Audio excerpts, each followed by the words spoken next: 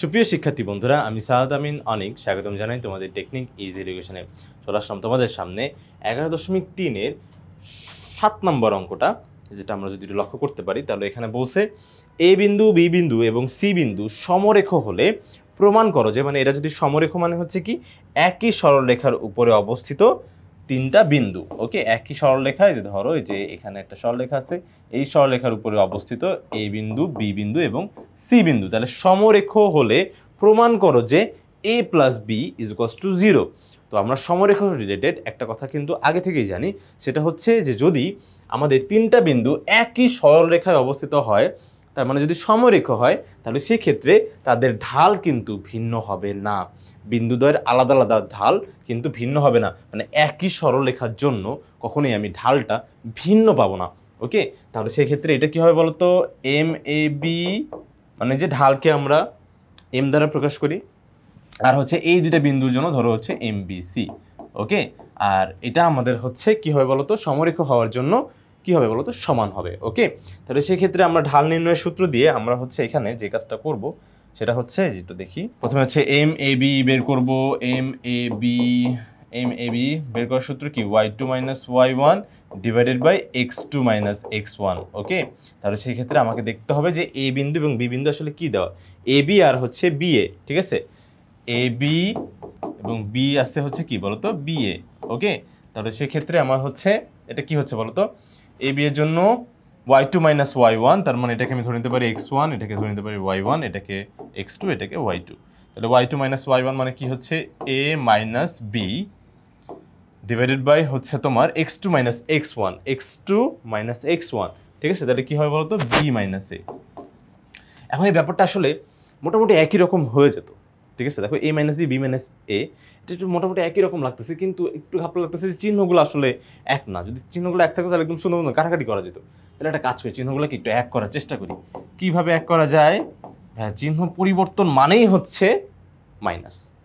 যেখানে আসবে মাইনাস সেখানেই হয়ে যায় চিহ্ন পরিবর্তন। ঠিক আছে, আমরা জানি বীজগণিতে চিহ্ন পরিবর্তন মানেই মাইনাস। প্লাস মাইনাস হয়ে গেছে, অবশ্যই তোমার ওখানে কিছু একটা, বা মাইনাস প্লাস হয়ে গেছে, অবশ্যই সেখানে মাইনাস কিছু একটা করা হয়েছে। ঠিক আছে, এটার কারণেই, বা মাইনাস গুণ করা হয়েছে, বা তোমার হচ্ছে মাইনাসটা করা হয়েছে, এটার কারণেই কিন্তু এই চেঞ্জটা মূলত হয়ে থাকে। ঠিক আছে, তাহলে সেক্ষেত্রে এখানে আমরা কি করতে পারি, ধরো মাইনাস কমন নিতে পারি।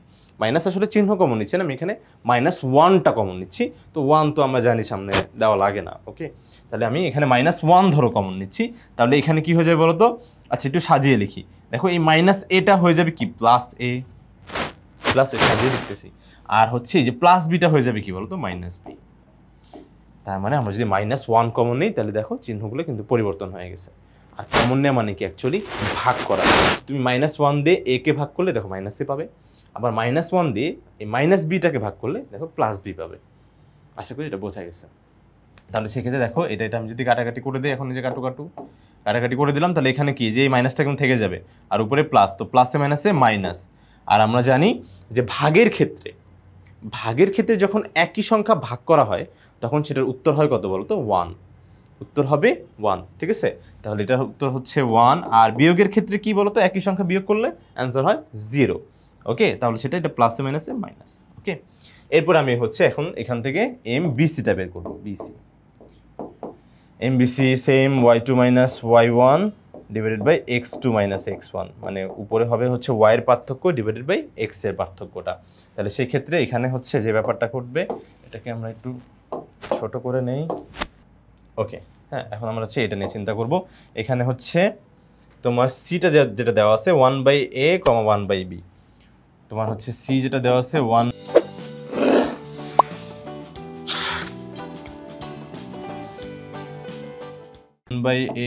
1/b। ঠিক আছে, তাহলে সেক্ষেত্রে এখানে হচ্ছে আমার চেঞ্জ হয়ে এটা যেটা হবে সেটা হচ্ছে, ঠিক আছে, এটা আমি ধরে নিলাম হচ্ছে x1, y1, এটাকে আমি ধরে নিচ্ছি x2 আর হচ্ছে y2। তাহলে আমার কি হবে বলতো, y2 মাইনাস y1, এটা আমি নতুন করে আবার নতুন বিন্দুর জন্য আমি আলাদা করে দিয়ে নিছি। ঠিক আছে, তাহলে দেখো y2 মাইনাস y1 কি হবে বলতো, 1/b মাইনাস হচ্ছে কি বলতো a, শুধু a। আচ্ছা a, তারপরে এখানে কি হবে বলতো x2, তাহলে 1/a মাইনাস হচ্ছে কি বলতো b। ওকে, তাহলে ভগ্নাংশের আমরা হচ্ছে এখন বিয়োগ করব। উপরে আগে ভগ্নাংশের বিয়োগটা করে নিই। দেখো এদের লসাগু কত হচ্ছে বি, তারপরে কাজ কি বলো তো, হর দিয়ে ভাগ লব দিয়ে গুণ, হর দিয়ে ভাগ লব দিয়ে গুণ। এই বি হর দিয়ে এই লসাগুকে ভাগ করো, কত হয় 1, সেই 1 যদি উপরে একের সাথে গুণ করো তাহলে 1 ওকে 1, মাইনাস এই যে এটার নিচে আমি ধরে নিতে পারি 1 আছে, 1 দিয়ে বি কে ভাগ করলে হয় বি, আর সেই বিটা উপরে এর সাথে গুণ হলে হবে এ বি। ঠিক একই রকম এখানেও তোমার হচ্ছে এই যে দেখো লসাগু হচ্ছে এ, তারপরে হর দিয়ে ভাগ লব দিয়ে গুণ, তাহলে 1 মাইনাস এ বি হবে দেখো। ঠিক আছে, তাহলে সেই ক্ষেত্রে আমরা দেখো এটা তোমার হচ্ছে ভগ্নাংশের ভাগটা কীভাবে করে বলো তো, গুণ দিয়ে তোমার ব্যস্তকরণ করে দিতে হয়, গুণ দিয়ে ব্যস্তকরণ মানে হচ্ছে উল্টা দিতে হয়। ঠিক আছে, উল্টায় মানে লব হর হয়ে যাবে, হর লব হয়ে যাবে।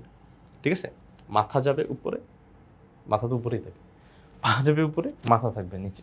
ঠিক আছে, আচ্ছা তাহলে সেক্ষেত্রে এটা কী হবে বলো তো, 1 minus A B divided by B into উপরে যাবে এ, দেখো তোমার হর লব হয়ে গেছে আর হচ্ছে লবটা হর হয়ে যাবে, তাহলে এটা কাটাকাটি করলে কী হয় বলো তো, এ বাই বি।